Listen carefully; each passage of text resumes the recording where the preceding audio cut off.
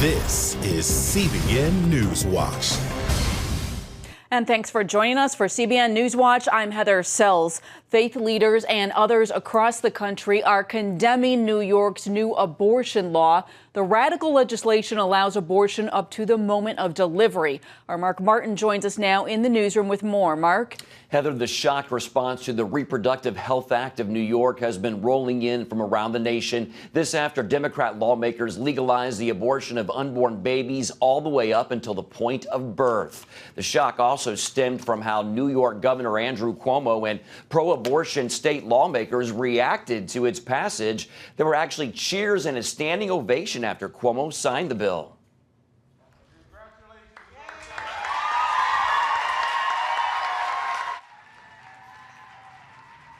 The law erases New York's previous limitations on abortion, which restricted the fatal procedure past 24 weeks. Cuomo is even calling for an amendment to the state constitution, saying it's needed to protect abortion from President Donald Trump and, quote, extremists who want to see it outlawed. Pro-life advocates point out the law was presented under the guise of protecting women's health, but it permits late-term abortions of unborn babies who could otherwise survive outside the womb.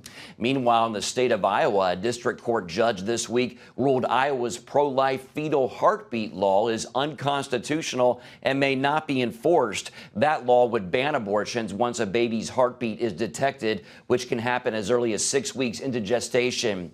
CBN News spoke with Allison Centofonte of the pro-life organization Live Action, who says heartbeat bills could be an avenue to overturning Roe v. Wade at the U.S. Supreme Court.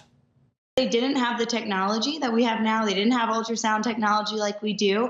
And legal scholars have written again and again about how backwards and wrong Roe v. Wade was. So these heartbeat bills could be used to challenge the Supreme Court ruling in Roe v. Wade and restore the right of life to the preborn child. Southern Baptist spokesperson Russell Moore blasted those in favor of the New York law, saying, quote, who could cheer the potential to stop the beating hearts of children who are in some cases just weeks away from birth. And Pastor Samuel Rodriguez, the president of the National Hispanic Christian Leadership Conference, said on Instagram, quote, simply put, the RHA is an abomination. There must be political consequences for those who have chosen to endorse a culture of death over life. I am calling upon all people of good faith to denounce this bill, especially all those who call New York their home. And the Associated Press reports both sides of the abortion debate, including lawmakers and activists, plan to aggressively push in many states for bills which would almost completely ban abortion or guarantee access for women to abortions. Heather, back to you. All right, Mark, thanks so much. And we are joined now by one of the top legal analysts in the pro-life movement, Steve Aden, with Americans United for Life. Steve, this is a pretty tough new law, and not many other states in the country allow abortion right up to delivery. Do you see New York becoming a destination for those interested in late-term abortions? Well, Heather, that may very well happen. Abortion in New York is basically unlimited as of this week. Without respect to who does it, because they took the provision out that required that only doctors do abortions. It's paid for in state Medicaid. There's no limit on when you can get one. And the state is doing everything it can to push abortion. It's really interesting. I want to ask you, because we know that the abortion rate in New York has declined for the last several years. Those are CDC numbers. So how do you explain that in a state where the government and lawmakers are so pro-abortion? Well, yeah, you wonder what more New York could have done to promote abortion, and yet the numbers, as you said, for abortion keep dropping year by year. I don't think there's been a stop in that decline, at least for the last 10 years. So that is a silver lining, and that's a note to pro-life activists. Keep working, because what you're doing is working, sometimes even in spite of the state laws. New York is in kind of a race to the bottom right now with Illinois, California, principally those three, to become the #1 abortion destination, apparently, in the U.S. But it's odd that nothing has changed since before Roe versus Wade, because before Roe versus Wade, abortion was legal in those states, and people flocked to those states back then. So in part, there isn't much new here. And the silver lining, as I said, is despite all of the pro-abortion policy and law in New York, the numbers keep dropping. And that's a compliment to the very goodwill pro-life activists in that state. The governor, of course, is saying he wants to cement abortion on demand with a constitutional amendment. Might that really shift things even more, or is that not a big deal at this point? Well, it would keep future legislatures in New York from becoming pro-life, and that would be very, very regrettable. And that obviously is to be opposed. The best thing, I think, nationally would be a human life amendment, which would do the same thing on the federal level. We may be a few years out from that. I think the first step is to see Roe versus Wade overturned by the U.S. Supreme Court, and that may well happen within the next several years. So we are let me ask you a little bit more about that, because a lot of people are talking about the Supreme Court right now and whether Judge Kavanaugh will make a difference. Do you see him contributing to the to further eroding Roe v. Wade, or even overturning it, as you were just talking about? Oh, absolutely, I do. I think that it's appropriate to say at this point there is a 5-4 pro-life majority on the Supreme Court. There are 5 justices who would love to see erosions to Roe versus Wade and perhaps even overturn it. So we've got to keep appropriate cases coming up to the Supreme Court, cases that present strong vehicles for reconsidering or overturning Roe.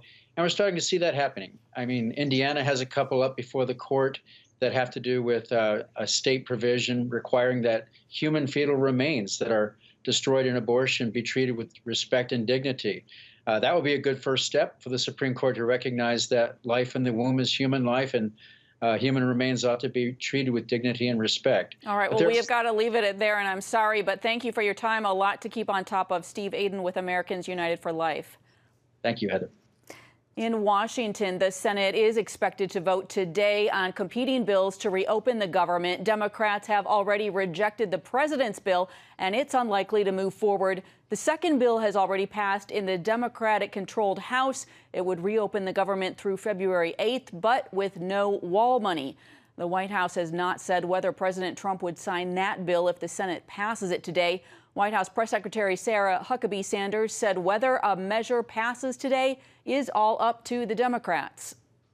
I think that's a question you should ask Democrats. Why are they not supporting a plan that actually addresses the problem and supporting a plan that actually does things that they claim that they want? There's nothing in there that Democrats haven't supported in the past and that Democrats haven't said that they want to see happen. So the idea that they're playing political games with federal workers, the idea that they're playing political games with the crisis at the border, that's a question you'll have to ask Democrats. I can't answer for them. Well, meanwhile, after a week-long showdown with House Speaker Nancy Pelosi, the president is agreeing to postpone his State of the Union address until the shutdown ends. And we will have more on the showdown between President Trump and House Speaker Pelosi on today's Faith Nation. Watch that tonight right here on the CBN News Channel. Tens of thousands of Venezuelans took to the streets of their capital again today, protesting against the government of Nicolas Maduro. Braving tear gas, Venezuelans clashed with police, demanding that Maduro step down. At least a dozen people have died in the skirmishes. It came hours after President Trump recognized Juan Guaido as the interim president, prompting Maduro to give American diplomats 72 hours to leave the country. Washington says it will ignore the order.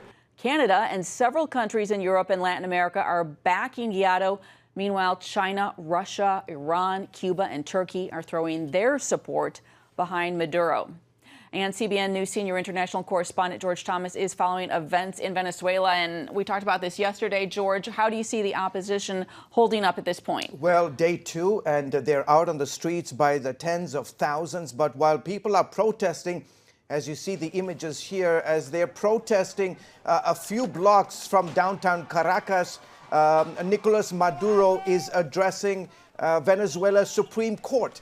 And in that courtroom, in that court are all the generals, high-ranking generals, and all the members of the parliament. And so he is showing, coming out in an act of defiance, saying he is still the leader of this country and that there are attempts, foreign influences, that are trying to stage a coup d'etat. Whether they can continue these protests in the near future is still yet to be seen. Well, and what's so interesting is these foreign influences and nations lining up on either side. I mean, is this really escalating to the level of an international crisis here? There's a potential for that. Look, China and Russia have come out very, very strongly in support of Maduro. Why? Because China and Russia have billions. They've invested billions of dollars in Venezuela in the last 2 years to prop up the regime of Maduro. So they have a lot to lose. So they have come out strongly against this political crisis.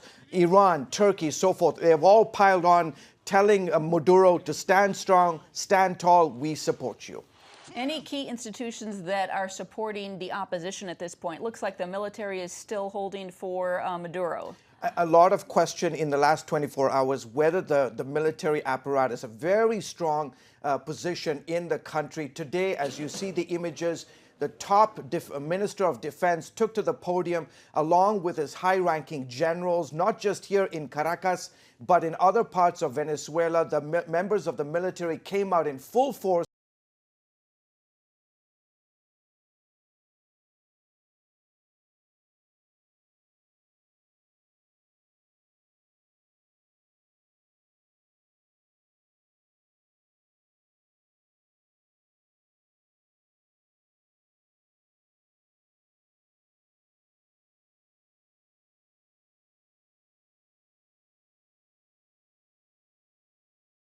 Yesterday, and in essence, he, when he said to Venezuelans that we are going to support the head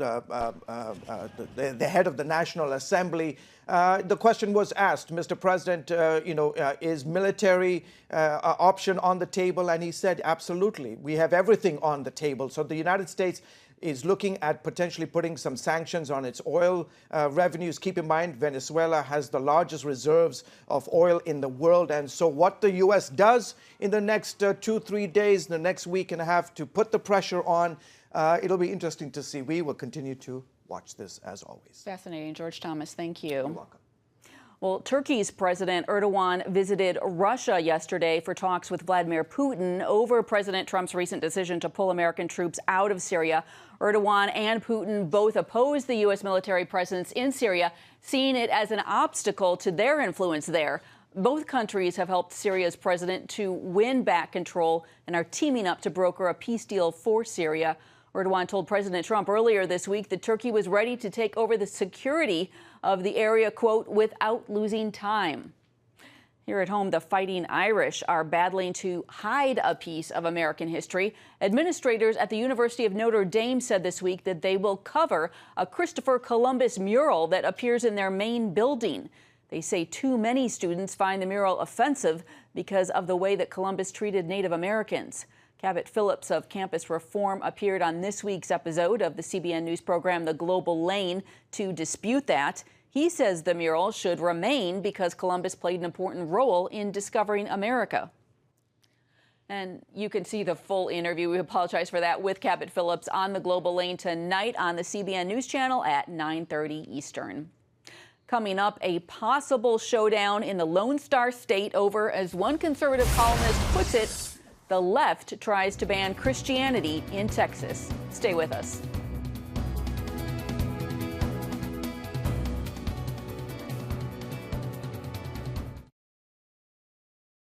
CBN presents The I Wills of God, your path to overcoming fear and anxiety. We're going to talk about some of the incredible promises God has made to His children. In Pat Robertson's newest teaching, you'll discover the I wills of God. I will rescue him, protect him, answer him, be with him in trouble, deliver him, honor him, satisfy him with long life, show him my salvation, and see amazing stories of God's promises in action. What I felt was loved and treasured. God spared my life twice in 3 days. The good Lord had given me a second chance. Break free from stress and despair. The Lord doesn't want you to live in fear, but to know the rewards given to those who love God. Call 1-800-700-7000 or visit CBN.com. The I Wills of God, your path to overcoming fear and anxiety. Hello, I'm Terry Newsom. Did you know there are more than 148 million orphans in the world today? 148 million. But it was 3 little girls that taught me about the plight of orphans. My husband and I spent nearly a month immersed in the daily activities of a Ukrainian orphanage as we waited to adopt 3 sisters. I saw firsthand the utter loneliness, the pain of rejection, and the overwhelming desire to be loved. That experience changed me forever. And out of it grew a ministry from my heart called Orphans Promise. Today, we're helping orphans and vulnerable children in more than 50 countries worldwide. Thousands of children are now in safe homes. They're being educated, and they're learning life skills. I'm asking you to join with me and become family to these children. Will you call the number on your screen right now? Because every child deserves a chance to be happy. Some conservative Texas pastors are speaking out against new state bills to add sexual orientation and gender identity to Texas discrimination laws. There are at least 5 bills on the issue. LGBTQ advocates say they will enhance the rights of gay Texans. But Dave Welch, president of the Texas Pastors Council, warns the mad dash by some Democrat House and Senate members to push false narratives that sexual behavior is the same as skin color and that mental illness deserves the same honored status as religious belief is ominous evidence that the criminalization of religious faith and common sense are on the horizon. And conservative columnist Eric Erickson with The Resurgent is also concerned and wrote an opinion piece called "The Left Tries to Ban Christianity in Texas." And he joins us now. Eric, thanks so much for coming on today. Thanks for having me. So Republicans outnumber both Democrats in both Texas chambers. But if these bills passed, how might they play out for people of faith?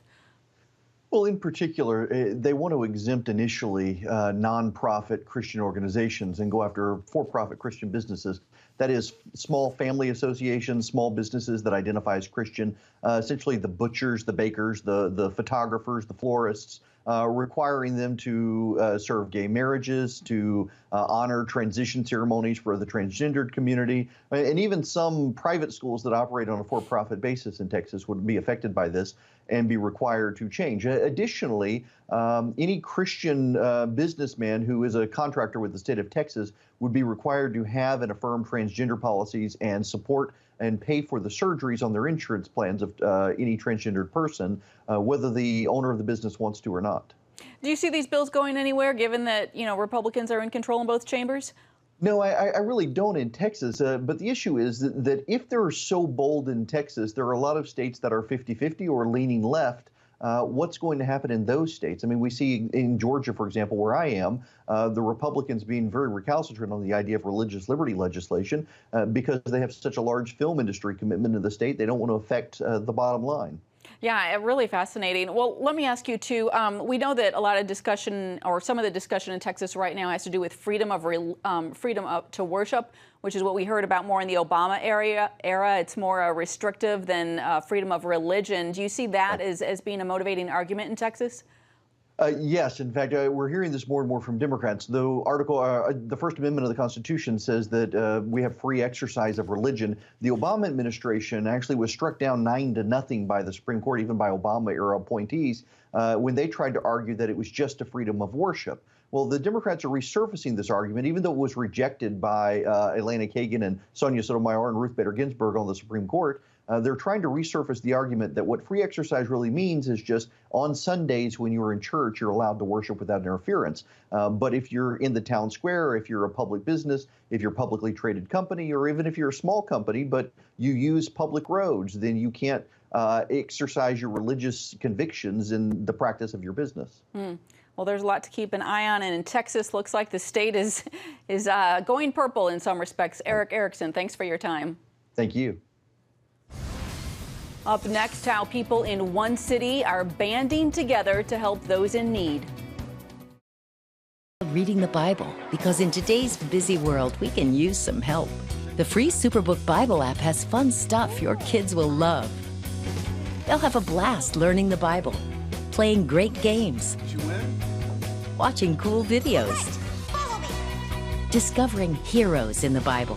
They'll have fun while they learn God's Word. The Superbook Kids Bible app, available now. Life. It's meant to be lived fully. Jesus said it. I came to give you life. Life to the fullest. Life in your family. Life in your finances. Life in your body, mind, and spirit. Life in your everyday.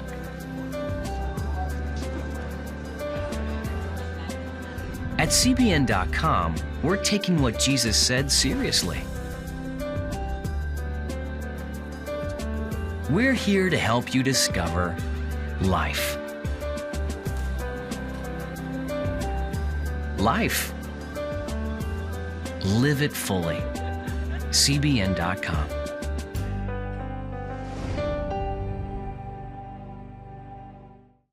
Discover the I wills of God. I will rescue him, protect him, answer him, be with him in trouble, deliver him, honor him, satisfy him with long life, show him my salvation. What I felt was loved and treasured. God spared my life twice in 3 days. The good Lord had given me a second chance. Call 1-800-700-7000 or visit CBN.com. The I wills of God, the latest teaching from Pat Robertson.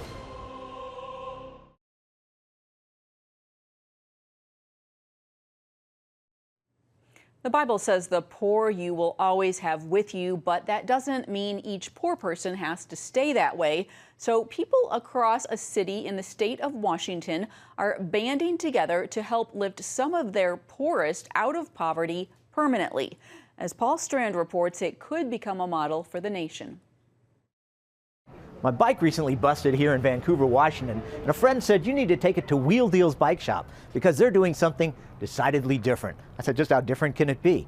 Well, they're part of a movement to reach out to the down and out people here in Vancouver and lift them up. A big part of that effort is Open House Ministries, which runs a massive shelter as well as a coffee shop, a thrift store, and the bike shop. We have a very, very bad neighborhood. Mark Roscom is both Open House's chaplain and Wheel Deal's manager. There's a lot of heroin, a lot of methamphetamine, a lot of addiction. And one thing even addicted people want is bicycles. Renee Stevens heads up Open House, but not when she showed up at the shelter 19 years ago. I was addicted to drugs. I was abused. I was trying to be divorced. Stevens realizes a place like Open House can't do all it takes to get those in poverty or addiction up and out permanently. Experts in each field need to collaborate together for one good common cause. In Vancouver, people in food, health, housing, banking, training, and educating, or even just volunteering, are working side by side to pull folks out of poverty and dire need. Like Matt Edmonds, New Heights Church asked this. Who are the least, the last, and the lost? And that group of individuals often find themselves uninsured. So let's open up a free clinic for the uninsured. Edmonds himself is at the Clark County Food Bank, working with some 40 pantries and agencies, thousands of volunteers, as well as with many area grocery stores, which donate about 2 million pounds of food a year. We find food without a home and get it to homes without food. But the food bank also teaches people in those homes how to shop wisely, budget effectively, and cook healthier, less expensive food. And it's operating a pantry in a row of places, all trying to lift up Vancouver's down and outers. The Lighthouse Credit Union is offering financial services and banking services to people in poverty. Right next door is our food pantry offering food assistance to people in poverty. Right next door is a housing ministry that's offering housing assistance to people in poverty. And this kitchen next to that will soon be a training school for some of those people to become chefs and cooks. Brett Bryant is a banker who's helping Lighthouse Credit Union change the lives of its low-income customers, training them how to budget and use money and credit wisely. You start seeing transformation in people's behaviors. All these places and volunteers are working together just to help others. These type of collaborations can and ought to be happening, not just here in Clark County, but across our nation. Well, the thing is, that takes a lot of sacrificing and a lot of volunteers. Maybe you're one of those volunteers. Edmund says those he works with get blessed richly. They walk away saying, man, I feel filled up. Watching people kind of transform from a place of no hope and despair to a place where they say, you know, I might have a future after all, is thrilling to me. You see that kind of transformation in folks like Lori Richardson and her husband, lifted up by both Open House and Lighthouse. Lighthouse helped them dig out of poverty and get into a home, and both work now at Open House, helping others all day long. It's amazing how you can just touch the lives of and put hope into somebody just over a cup of coffee or a blanket. We have non-believing partners and believing partners, but even people that are skeptical about Christianity cannot argue with the results that God is changing lives here. Bryant asks what you'll leave behind that's permanent. It's certainly not the stuff you have. It's the legacy you leave. It's the impact you leave. It's the ripple that goes through the following generations. And so this is some of the most permanent work I've ever done. When you're helping a street person out, helping them out of addiction, helping them out of poverty, you're not just helping that one person, but their children and their grandchildren, and the ripples go on and on. Paul Strand, CBN News, reporting from Vancouver, Washington. After the break, we'll tell you where Pope Francis is headed to next, plus a story about workers who make the Pope something special from the heart.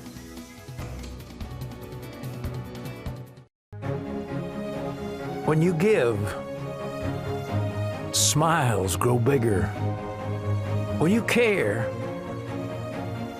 homes are happier. When you comfort, the hurt goes away. When we all come together to love, miracles happen. Hello, I'm Terry Newsom. Did you know there are more than 148 million orphans in the world today? 148 million. But it was 3 little girls that taught me about the plight of orphans. My husband and I spent nearly a month immersed in the daily activities of a Ukrainian orphanage as we waited to adopt 3 sisters. I saw firsthand the utter loneliness, the pain of rejection, and the overwhelming desire to be loved. That experience changed me forever. And out of it grew a ministry from my heart called Orphans Promise. Today, we're helping orphans and vulnerable children in more than 50 countries worldwide. Thousands of children are now in safe homes. They're being educated, and they're learning life skills. I'm asking you to join with me and become family to these children. Will you call the number on your screen right now? Because every child deserves a chance to be happy. Hello? Is this thing on? Hey, kids, do you love games? And do you love discovering things? Well, do ya? Then you're gonna love this. It's the new free Superbook Kids Bible app. You can play games, watch videos, find answers to your questions, and a whole lot more. The new Superbook Kids Bible app. Free downloads available on iTunes and Google Play now. Pope Francis is headed to Central America today, planning to talk about immigration amid the border wall battle here in the U.S.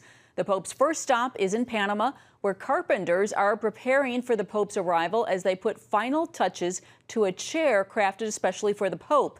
The workshop owner responsible for crafting the throne says the chair stands a little over 6 feet tall and is expected to be offered to the Pope during his visit.